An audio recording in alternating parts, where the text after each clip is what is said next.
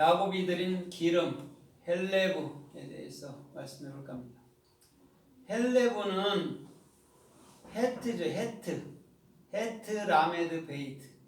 헤트는 8번째 글자라고 그랬어요. 그 다음에 부활의 생명, 또 부활의 영, 부활의 지혜, 이렇게 말하는 거예요.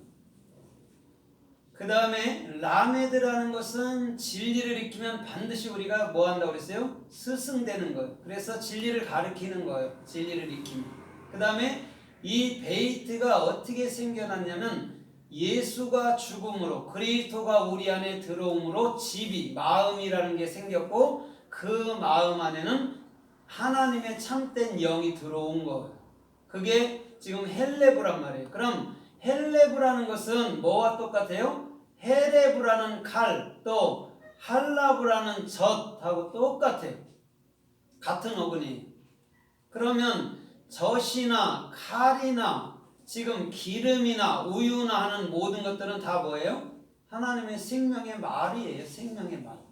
그것이 곧 우리 안에 마음을 만들고 또 그 예루살렘이 되고 또 시온산이 되고 아라랏산이 되어서 예수의 머리, 예수의 본체인 그리스도가 나의 머리가 되는 거예요. 그것이 헬레브의 중심 언어예요. 그러면 이 헬레브가 어디서 나왔냐면 양의 첫 새끼를 잡을 때 양한테서 나오는 게 기름이에요. 근데 구약에서는 기름하고 피는 먹지 마 이렇게 있었거든요. 근데 그것이 아니고 그것을 익히고 배워봐. 그게 기름이 뭔지 피가 뭔지. 그러면 우리 안에 기름과 피가 생명이란 말이에요. 그게 성령이란 말이에요. 근데 지금까지도 이스라엘 백성들은 기름을 안 먹어요. 피를 안 먹어요. 왜 그래요? 왜 그래요? 그걸 육적으로 말씀을 받았기 때문에 그런 거예요. 그런데 우리는 지금 피든 기름이든 먹잖아요. 음식에 기름이 안 들어가면 맛없어요. 마찬가지예요. 그래서 우리는 피와 기름이 예수의 영인 그리스도를 먹는 것이다 라고 보면 되는 거예요. 그러면 오늘 이 헬레브가 어떻게 쓰였나 우리가 좀 살펴보면서 은혜를 받아보도록 하겠습니다. 마태복음 6장 17절에 보면 너희는 금식할 때에 이렇게 말해요. 그러면서 얼굴을 씻고 머리에 기름을 바르라고 얘기를 해요. 그러면 오늘 이 기름이라는 게 헬레브인데 그걸 머리에다 바르라고 얘기를 했어요.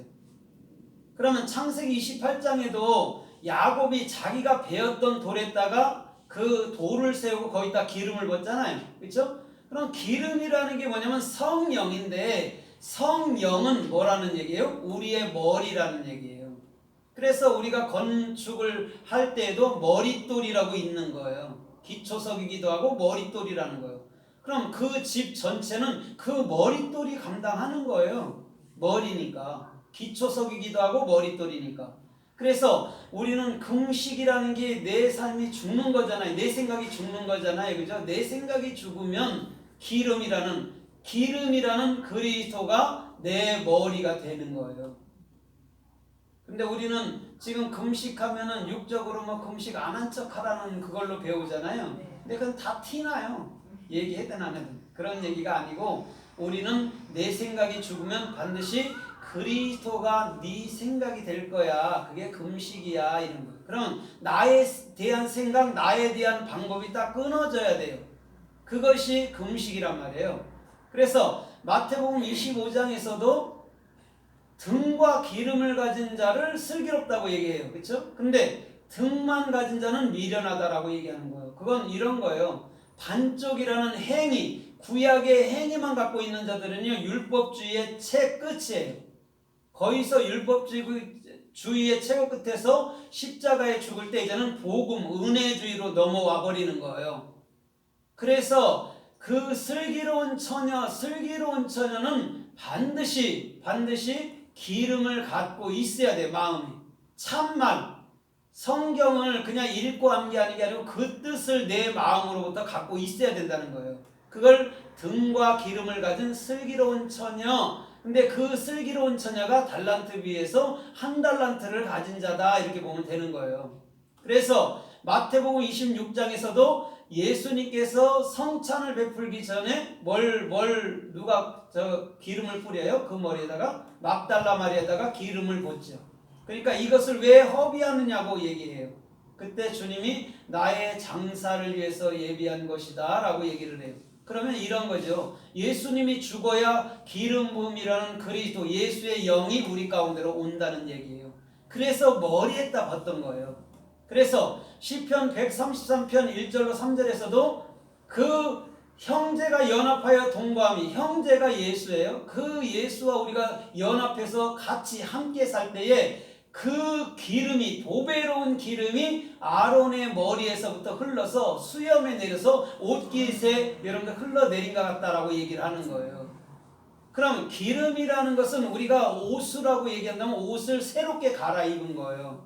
더 이상 옛 옷이라는 나라는 내 생각의 옷을 십자가로 넘겨버릴 때 우리는 더 이상 이제는 옛 옷, 행위에 머물지 않고 이제는 은혜라는 복음의 옷을 입고 주님과 함께 연합해서 살 수 있는 것이 곧 오늘 기름 부음이란 말이에요.